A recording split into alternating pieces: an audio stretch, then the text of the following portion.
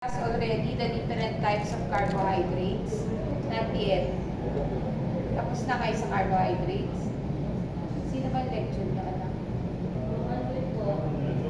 Doc Si Andoy Dr. po. Andoy. Nasaan na kayo? Nasa nucleus pa rin? Sa cells? Ay, hindi pa kayo nagsisimula? Hindi po. Last topic po, carbohydrates po. Carbohydrates. Okay, so let's begin with carbohydrates. Okay? Alam mo, class, nalilito ako kasi parehas lang yung organic chem at saka biochem. Nung isang araw, nag-lecture ako ng biochem sa organic chem.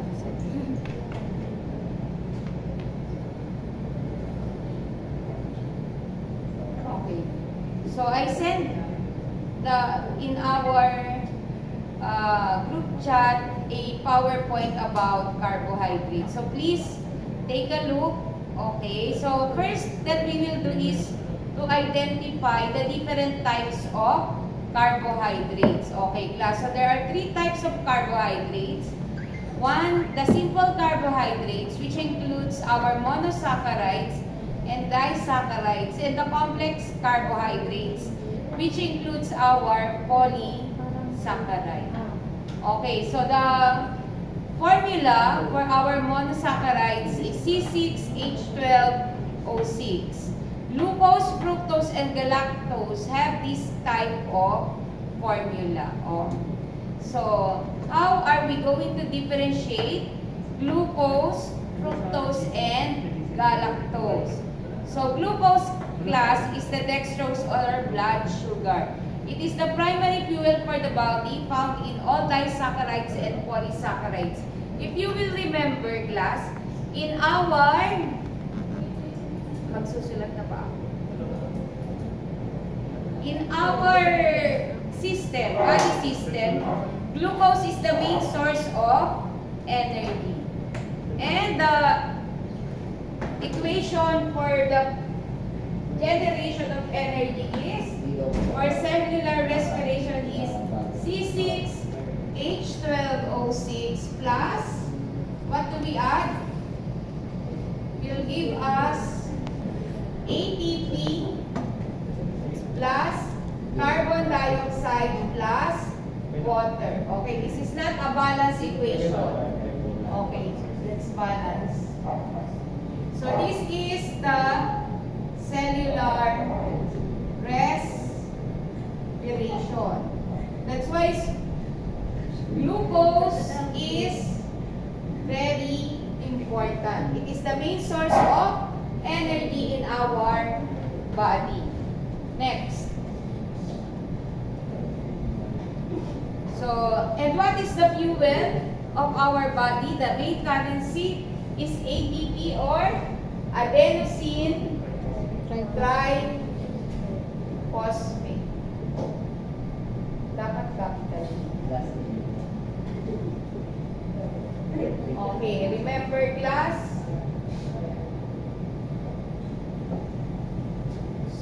Then we have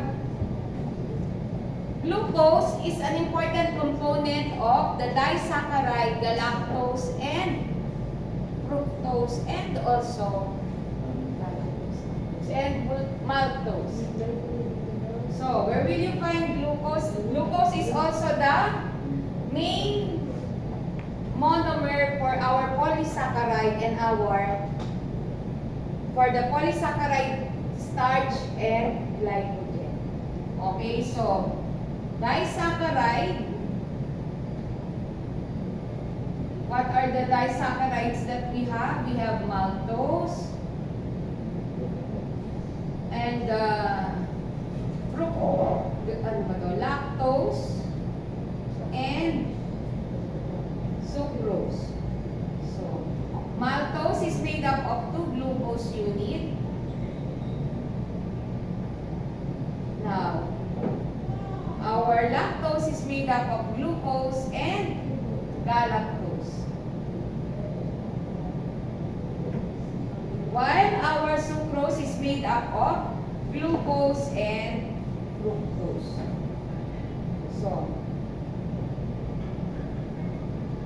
So So where will you find maltose? It's present in malt. Lactose is the sugar present in milk, and sucrose is our table sugar. Next. So fructose is known as the fruit sugar. So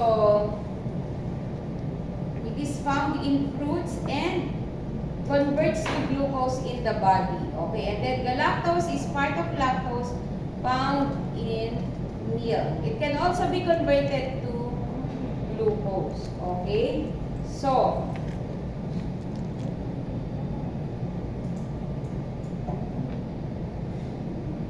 in the, you can see the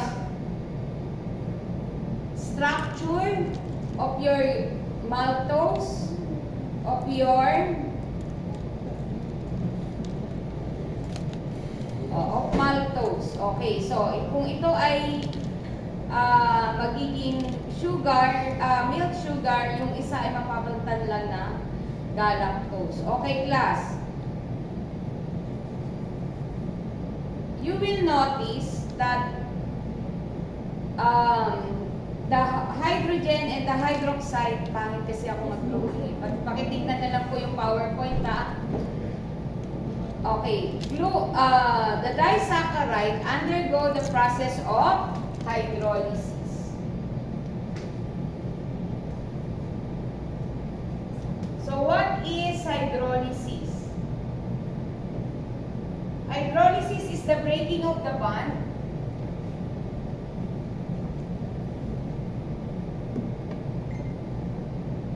upon the addition of water.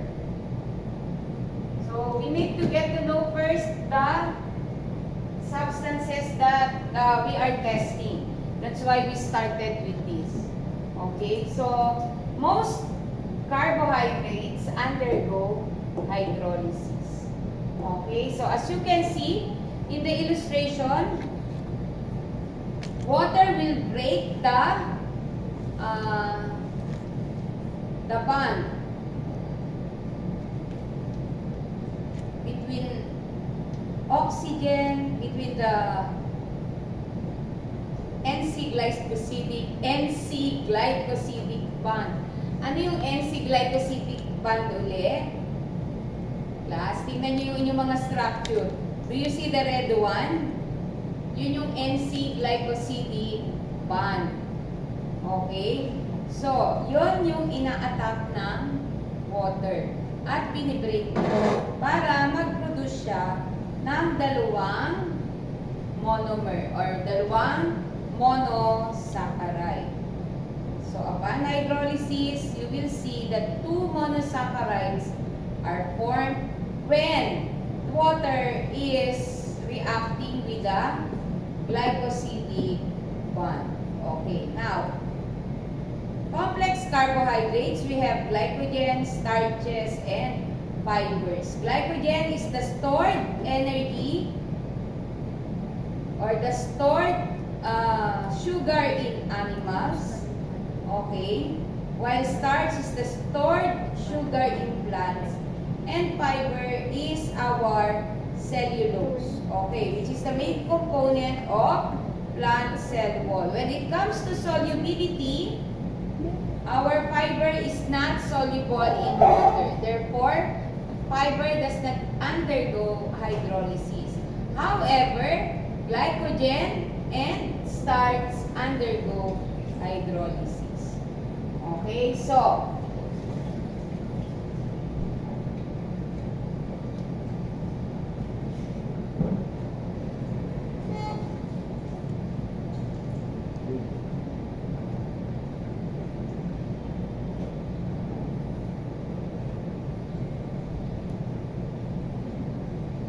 these three undergo hydrolysis.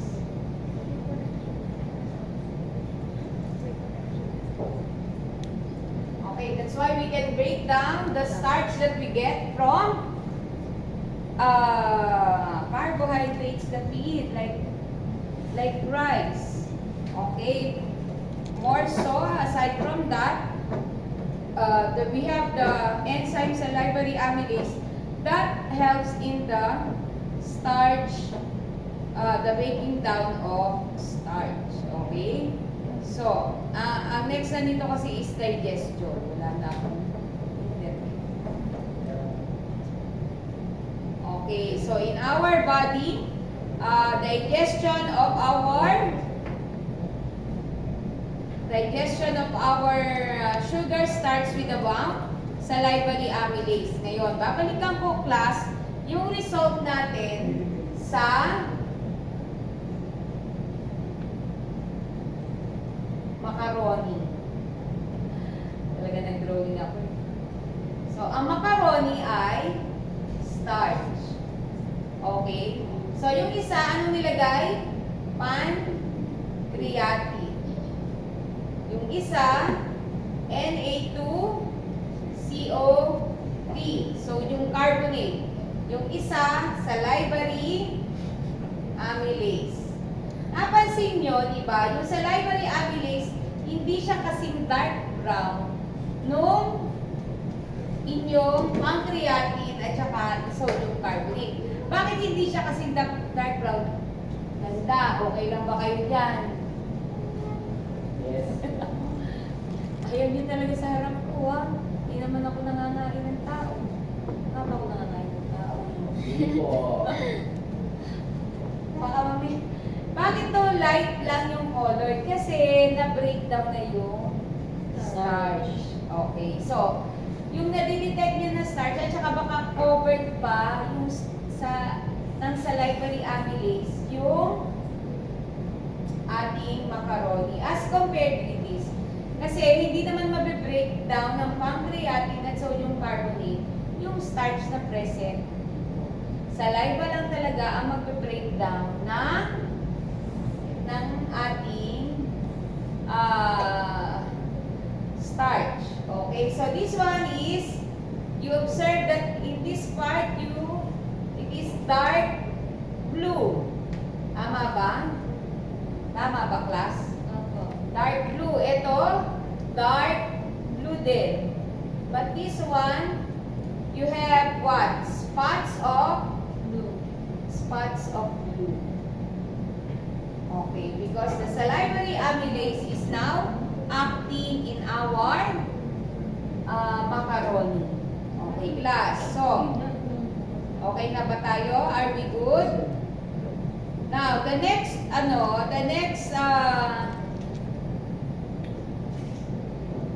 breaking down in our body of our carbohydrates is in the stomach and the small intestine. Now, for example, in the intestine, you have maltase, sucrase, lactase. Those are what? Those are enzymes that act on our disaccharide. So, there is some maltase, sucrase, and lactase in our intestine. Then, we also have in our pancreas, pancreatic amylase. So, now, as we all know, glucose is very important in our body. It is used for fuel, stored as glycogen in the liver and in the muscle. And it is also used for protein synthesis. And when we don't use it, it will be what? Stored as fat. Okay, so hanggang dyan lang yung ating discussion about carbohydrates. We'll go to the different tests that are related to the carbohydrates. So, maliwanag to, class. Maliwanag, ha? So, I think, Yes. Nag-liquids na ba tayo kay Mom Andoy? Liquids?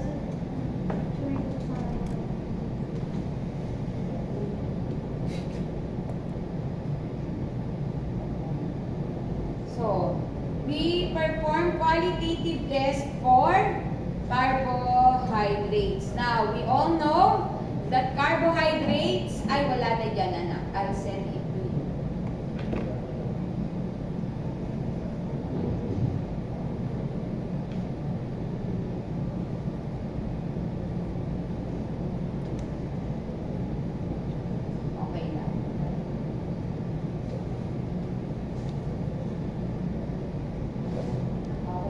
para lang kayo ay may titingnan.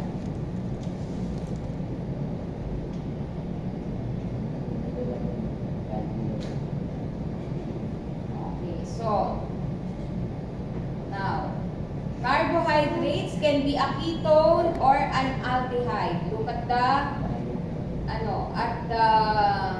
end. Oh, pag aldehyde, so tapos na tayo dito. So where do we find our carbohydrates? How it is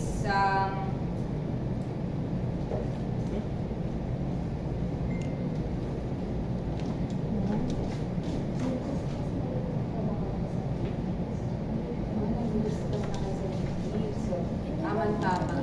Ha? Hindi pa? Ay, hindi pa daw po pala. So, mas detailed kasi yung sabi.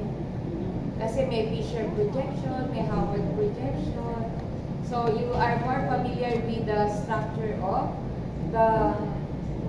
Tama, di ba? Yun ang unang nini-discuss, Fisher projection at saka ito, Howard projection. Ay, bakit? May video. Nasa ano? Wala namang ano lang, I just introduced to you the different kinds of carbohydrates. Why? Because some carbohydrates, for example, fructose, ito na.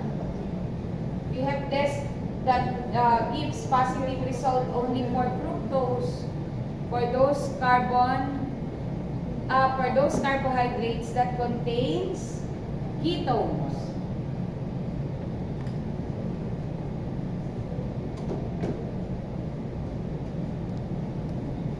Okay, so in our organic chemistry, we were introduced to the functional group of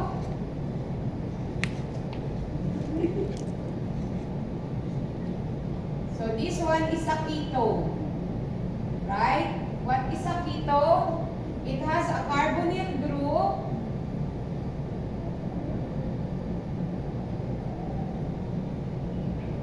pero magandang PowerPoint dito sa lecture. And two R groups, okay? Then we have an aldehyde.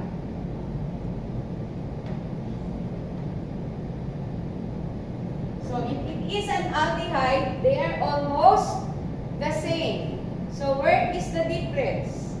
The difference is in the hydrogen attached to the alpha carbon. So you can see that instead of an alkyl group, R means that it is an alkyl group. Okay? So instead of an alkyl group, you have a hydrogen for your aldoses. Now, if our carbohydrate is a ketose, CH2OH, C, double bond O, C, C.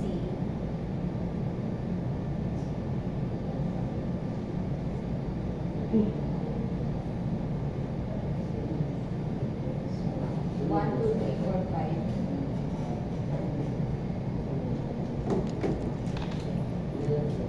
So you will see this is a ketose. Bakit ito naging ketose? Do you see any hydrogen attached to this carbon with double bond O? No. Actually, this 1, 2, 3, 4, 5, 6, this is a fructose. Okay. So, fructose is a ketose. While our galactose and our glucose are all aldoses.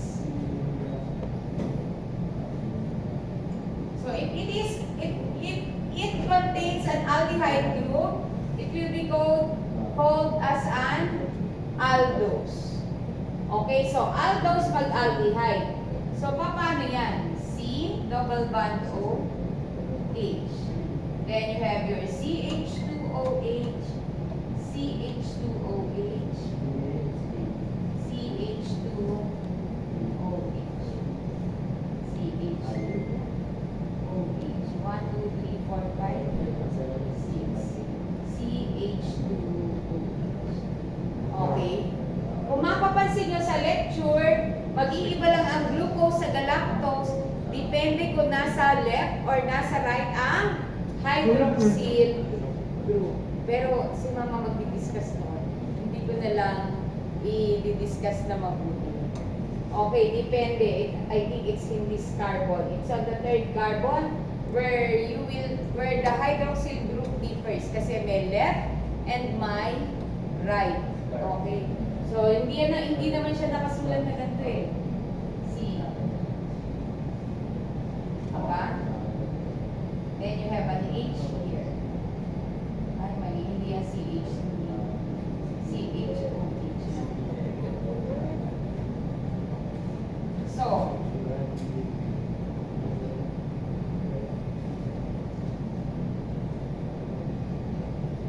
pag puro ganyan, ibang klase yan na carbohydrates. Pag inilipat mo itong hydroxy group dito at naandito yung OH, ibang klase na rin yan ng carbohydrates. Depende sa posisyon ng hydroxyl group.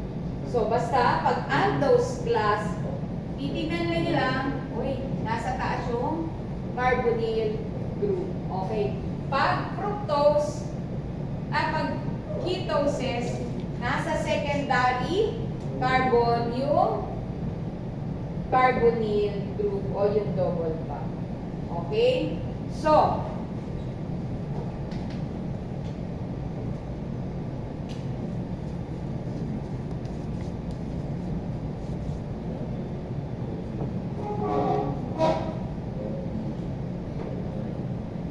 we have, as I mentioned, we have already classified carbohydrates in terms of complexity. We have the simple carbohydrates. Okay. So, now, and the complex carbohydrates. Now, we have said that there is a reducing sugar and a non-reducing sugar. The one test for our carbohydrate is to know whether it is reducing or non-reducing. Okay, if you go to the reducing and non-reducing sugar, so you have there fructose, sucrose. Nakita nyo ba yung sucrose? Tingnan nyo anak ang structure kasi hindi ako maganda mag-drawing. Kaya ako ang sucrose contains, sabi ko sa inyo, 1 glucose and 1 fructose. Ngayon, kahit yung fructose ay 6 carbon ring, kahit ang fructose ay 6 carbon sugar, ang ring niya ay 5 ring lang, 1, 2,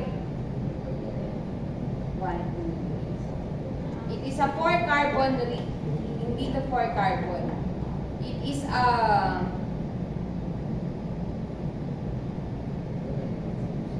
is pentagonal.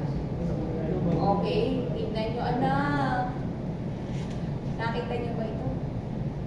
Pasensya na po. So, the glycosidic bond is a beta linkage. And since it is a beta linkage, it is a non-reducing sugar. While your glucose is a reducing sugar. Ano ba yung reducing at ano ba yung non-reducing? Magandang tanong yan.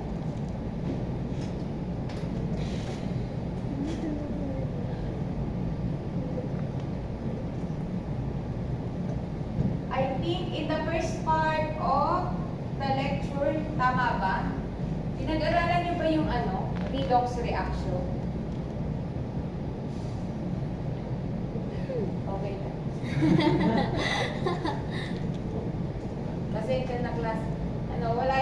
Ituturo ko lang to, pero dahil yung mga reaction is basically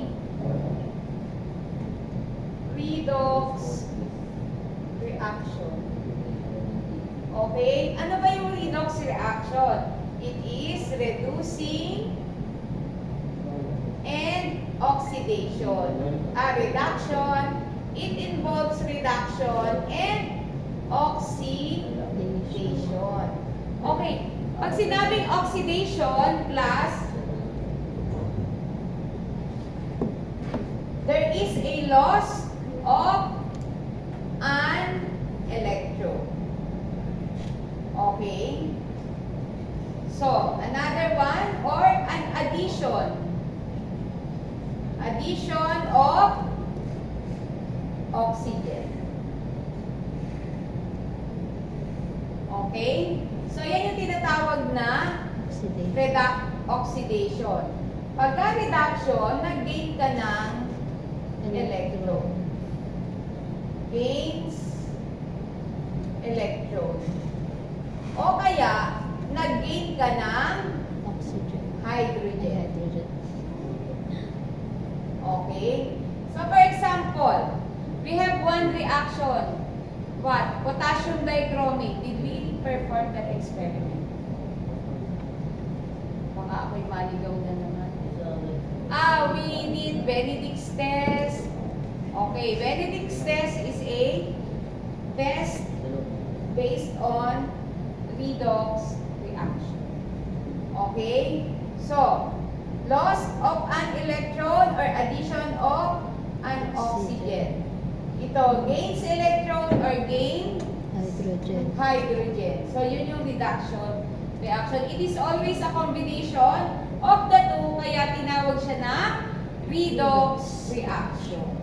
Okay, so, and this sugar is capable of producing a metal. Okay? So, they are good reducing agent. Except for fructose. Fructose is a non-reducing sugar.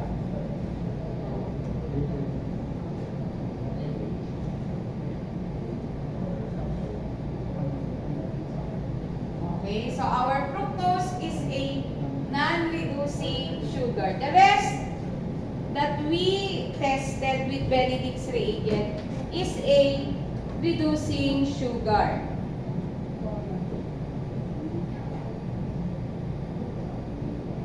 Okay. So, glucose is a reducing sugar. When you add Benedict's reagent, what did you see? Kasi ang ginamit niya dito, tolerance. Ano nag-form? From blue to? Anong color? Blue. Usually yung mga blue nagiging? Red.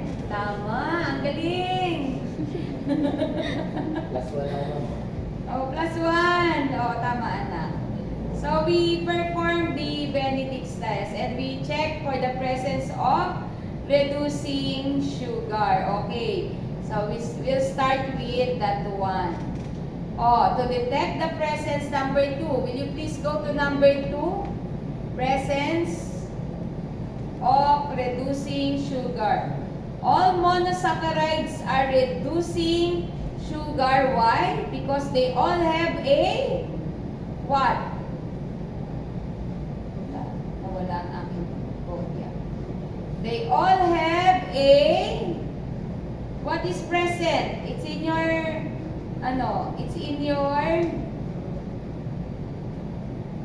a free active carbonyl group. So that is the reason why.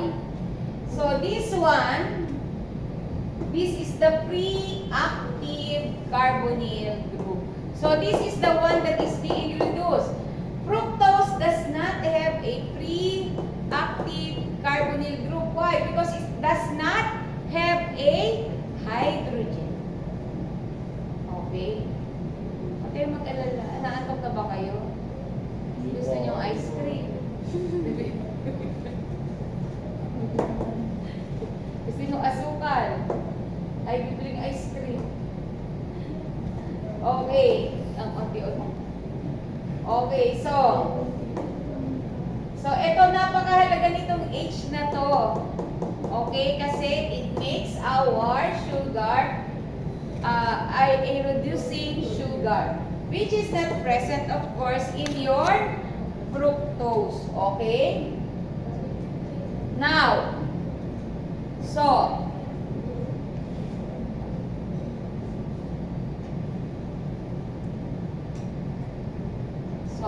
and what maltose and galactose, they have exposed carbonyl groups also, except for our sucrose. And this one reacts with our Benedict's test. So what is present in our Benedict's reagent? We have copper sulfate. Now, so the copper sulfate becomes copper 1 oxide. Kaya ka mayroong red precipitate. So you will see that copper, sabi natin, oxidation, loss of gains an electron. Tama? So, yung copper na blue has a charge of +2. Ngayon, nang lagyan siya ng asukal, anong nangyari? Naging copper +1. Saan mo makikita itong copper +2? Sa copper sulfate. Anong kulay ng copper sulfate? Sulfate. Blue. Anong kulay ng copper +1? Red. Ay, ganda. CuO. Diba? So, kitang-kita nyo, +2 +1, bumaba, nag-gain ng electron. Okay? So, when it gains an electron, it is reduced. Therefore, the sugar is the reducing agent. And sugar now is oxidized. What will happen to your sugar then? So, this one, sabi natin, pagka na-oxidize, there will be an addition of oxygen. Mag-turn siya sa carboxylic acid. Why is it that in Benedict's test you produce a red precipitate? Why do we produce a red precipitate? Hello po. Ganda. Yung mga nasa likod, ayaw nilang tumingin sa akin. Sabi sa inyo, dito na kayo sa una. Bakit ba ayaw nyo sa una? Mabait naman ako. Diba? Hindi naman ako nangangagat na. Oh, yung mga nasa likod, bakit may pulang precipitate? Because you produce what? Copper? No. Copper oxide. Kasi yung copper oxide, yun ang nagiging kulay red. Ang copper sulfate, anong kulay? Blue. Blue. Ang copper oxide? Red. Diba? Dali natin matuto. Okay. At ano ang mga sugar na ganito? Usually the aldoses.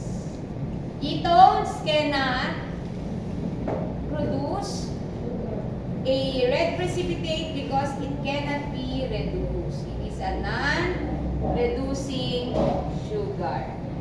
Okay, pagtanong ko, what is the composition of our Benedict's reagent? Copper sulfate in alkaline solution. Tama ba? Kailangan alkaline solution. Okay? So, para alam nyo na, i-share nyo na lang sa mga classmate nyo na wala. Okay? Next. So, but our first test really is the Molish test. So, in the Molish test, what is your observation, anak? When I added sulfuric acid, what happened to your sample? Sa Molish. Diba? Natandaan nyo. Okay, there is a purple ring complex in the what? At the boundary of your sulfuric acid and your sugar solution. Tama ba? Nandun. Okay, now, so, the Molish test is used to what? To identify whether the compound is a carbohydrates or a lipid. Lipid does not react with in the Molish test, only carbohydrates. Now, of course, monosaccharides react faster than your polysaccharide and your disaccharide. Now, our reagent is sulfuric acid. So, what happened during the reaction? Now, look at the pink box. So, you produce a purpura, which react with your naphthalene present in the test reagent to produce a purple ring. So, purpural is what? It is again an aromatic compound. It is a ring structure. Okay? So,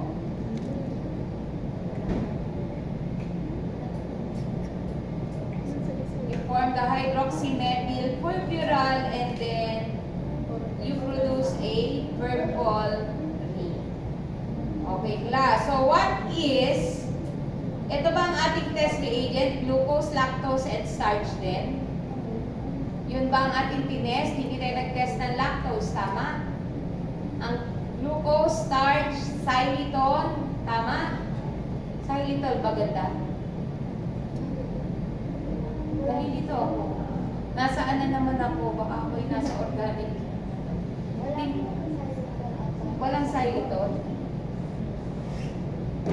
Parang lagi lang pong glucose starch. Usually tatlo to anak eh. May xylitol to. Wala kang ginamit na xylitol. Xylitol. Wala. Ano lang ang test analyte natin?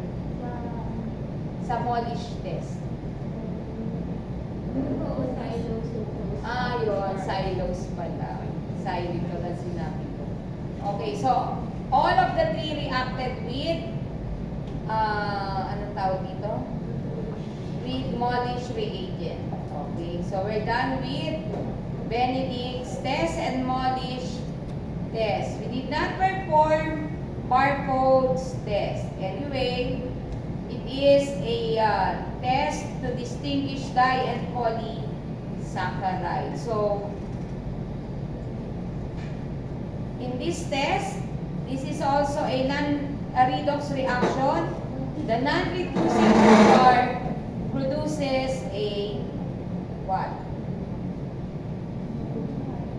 Reddish precipitate of copper oxide. Okay, so now next, let's go to Bial's test, and Seliwanov's test. Now, these are the tests for very specific for the Bial's test is a test for pentoses, monosaccharide, and hexose, monosaccharide. So, alin na magre-react sa Bial's reagent? It will be the pentose that will react with our Bial's reagent. So, tandaan. Ano uli yung tinitingnan sa Bial's test? Bial's test, hindi ko pa na-check kung ano ang pronunciation noon. Bial's test, anong chine-check? Saan ito nagpa-positive? Bias test. Okay. So, sa Bial's test,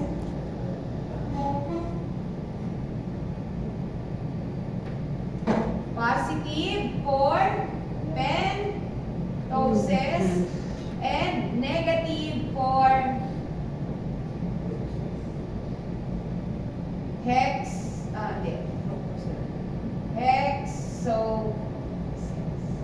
So yung Bial's test is a test for pentoses. So pagka pentose, ilang carbon yan? 5.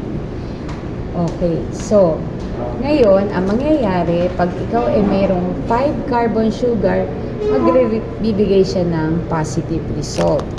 Ano ang positive result? It may be a green or a blue color. Oo. So, ito, xylose is a pentose. Fructose, a hexose. Glucose is also a hexose. Kaya xylose ang nagkaroon ng dark blue. Okay, so, ano ang nangyayari pagka nag-add ka ng reagent? Una, pag nag-add ka ng reagent, yung iyong pentoses ay madedehydrate at magiging purpural. Diba? Yung 5 carbon ring, makikita mo doon. So, yung 5 carbon ring na yun, magre-react sa orsinol at sa ferric chloride to produce your dark blue color. Okay. So, that's why it's a specific test for pentoses. Okay? Tapos, quiz tayo. Open notes. Okay, hindi na. Sige. So, what is our reagent? Our reagent here is ferric chloride. Okay? And in HCl. Okay, so you have HCl, orsinol, plus ferric chloride. So, ang initial color mo ay ano? Anong kulay pagka naglagay ka ng Bial's reagent? Orange. Orange. Tama. So, in the Bial's test, our reagent is composed of reagent HCl plus orsinol plus FeCl. Kasi class, itinatanong ko din yung mga reagent pag minsan. What is the composition of the reagent in Bial's test? Now, it is a condensation reaction.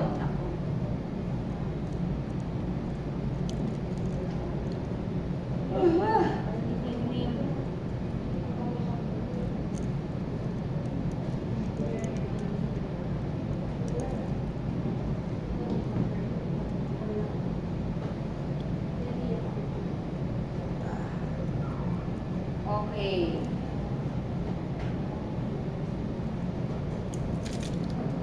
So it can be a bluish or green product. So again, we have a purpural formation in the Bial's test. Okay. So our pentose in the presence of an acid is what? Reduced to purpural. And then it reacts with the orsinol and ferric chloride to produce a blue-green complex. Okay, maliwanag na po ba ito, anak? So, nakita na natin. Then the next one. So, ito, ang example is glucose and ribose. Nakita niyo na ba ang ano? So, glucose, what will be the result? Negative. Yung ribose, ano sa palagay nyo? Sa Bial's test. Wala tayong ribose. Xylose ang ginamit natin. Kaya nga, are you familiar with ribose? Diba you learn in your high school, mga STEM ba kayo lahat? Hindi ko yung STEM. STEM po. STEM. chemical. Diba sa DNA at saka sa RNA? RNA po yung ribose. Oo, our ribonucleic. Ribose is a 5-carbon sugar. Okay?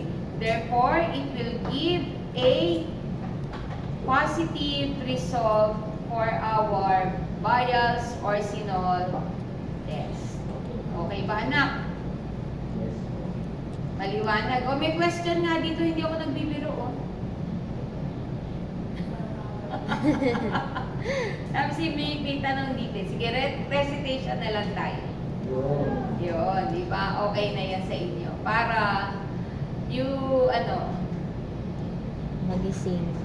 you discuss with your ganda. Talaga bang gusto nyo dyan? Nakatatlo na akong tawag sa inyo ng ganda. Tatawagin ko na kayong pangit. Joke lang.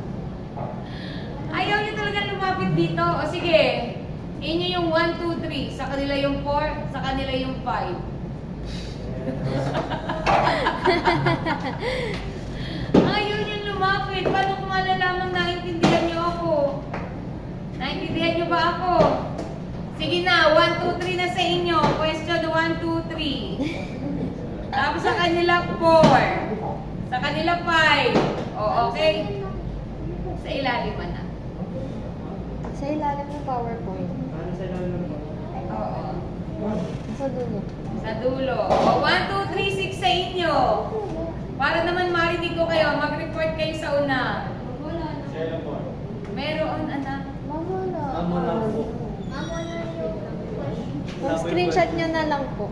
Screenshot ko na nga lang. O, ha? Kulit nyo eh.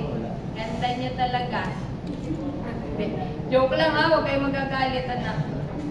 Ang galit daw si Jar. Ano lang yan? Para may grades kayo lahat na pumasok sa akin. Bibigyan ko kayo lahat ngayon na 1.0 1.0. for Midterms pang plus for class participation for this day. Wow. Oo. Siyempre, kailangan manalo ng mga nagsipunta doon. Sino ba yung nagpunta doon? Anak, pakikuha nga ng attendance. Sino ikaw na nga, anak? Klase. Mama ko. Attendance saan? Ay, alam nga, mamaya, kukunin ko Ang kasi. paper po ba or Ha? paper or Hindi, you will report here in front. hindi na atin. Ang attendance, mamaya, magtatawag ako. Ina-note ko na lang. O, akala ko, you will report here in front para mag-explain kayo. Tandaan nyo, pag na-explain nyo, ibig sabihin, alam nyo. Tandaan nyo yun. Kaya, pag may pasyente ka, di ba, pag may ngayon ng mga pasyente, nag-iintay ng explanation ng mga doktor. Oh, girls at the back. 1, 2, 3. Di pa ako tapos, huwag kayo mag-alala na. Ang question muna para mapagandaan namin. Sinare ko na lang sa ating